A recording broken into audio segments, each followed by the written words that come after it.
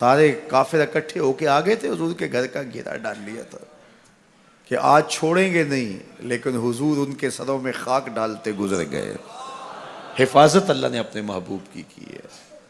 بلکہ حضرت علی المرتضیٰ کو بستر پہ لٹایا، علی میرے بستر پہ سو جاؤ، امانتیں دے کے تم بھی صبح آ جانا۔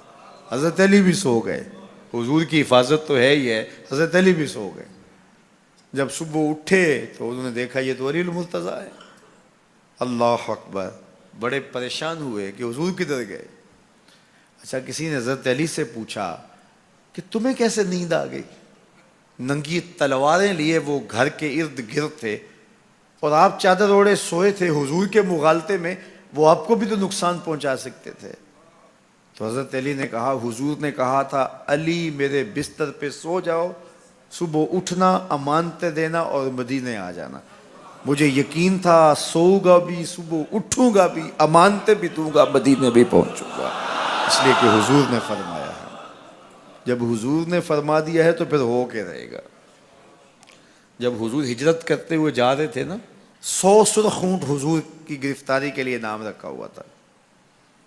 سراقہ بن مالک یہ حضور کو گرفتار کرنے کے لیے آگے بڑھا اور اس کی لالچ یہ تھی کہ اتنا بڑا انعام ہے، مجھے مل جائے گا، لیکن اس کی سواری گھٹنوں تک دنس جاتی ہے، معذرت کرتا ہے، پھر ارادہ بدلتا ہے، پھر یہی ہوتا ہے۔ تیسری مرتبہ بھی جب ایسا ہوا تو سمجھ گیا کہ یہ تو میرے بس کا روگ نہیں ہے۔ اب اسے پریشانی ہوئی کہ جو آج اس حالت کے اندر بھی اللہ کی اتنی تائید کے سائے تلے ہیں، تو کل جب یہ دوبارہ پلٹیں گے اور مکہ ان کے قبضے میں ہوگا تو پھر میرے ساتھ نہ جانے کیا سلوک ہوگا۔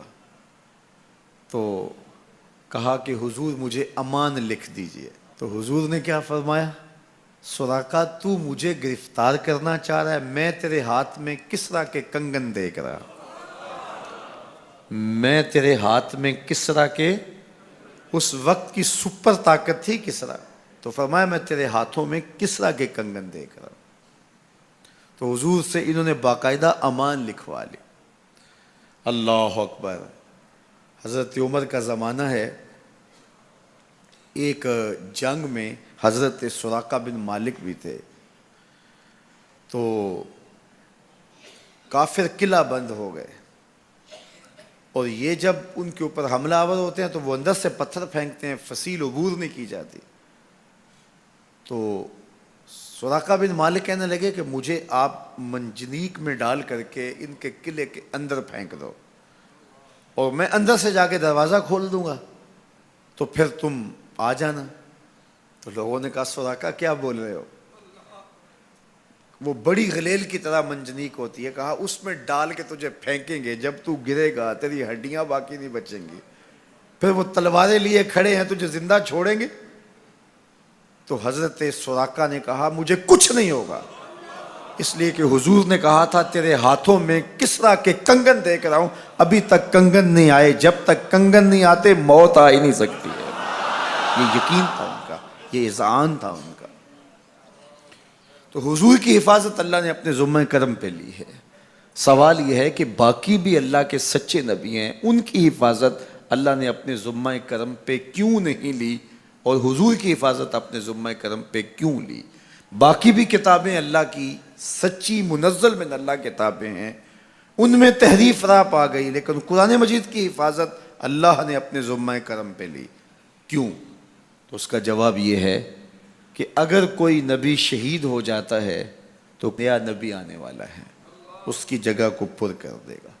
اگر کسی کتاب میں تحریف راپ آ جاتی ہے تو کوئی بات نہیں، نئی کتاب نازل ہونے والی ہے۔ حضور کی حفاظت اس لیے کی کہ اگر حضور بھی شہید کر دیے جاتے ہیں تو پھر حضور کے بعد تو کوئی نبی آنے والا نہیں ہے، اور کتاب اللہ کے اندر اگر تحریف کر دی جاتی ہے فَبِأَيِّ حَدِيثٍ بَعْدَهُ يُؤْمِنُونَ، تو قرآن کے بعد تو کوئی اور نسخہ نور نازل ہی نہیں ہونے والا، تو لوگ ہدایت، روشنی اور اجالا کہاں سے لیں گے؟ اس لیے اس کتاب کو بھی باقی رکھا گیا اور مصطفیٰ کی بھی حفاظت فرمائی گئی۔ حضور کے آنے کے بعد اتمام دین ہو گیا. انا خاتم النبیین لا نبی بعدی، میں آخری نبی ہوں، میرے بعد کوئی نبی نہیں ہوگا. اور میں نے عرض کیا 100 آیات قرآنیہ، 210 احادیث اور صحابہ، تابعین، ائمہ اور بزرگوں کے ہزارہ اقوال اس میں موجود ہیں.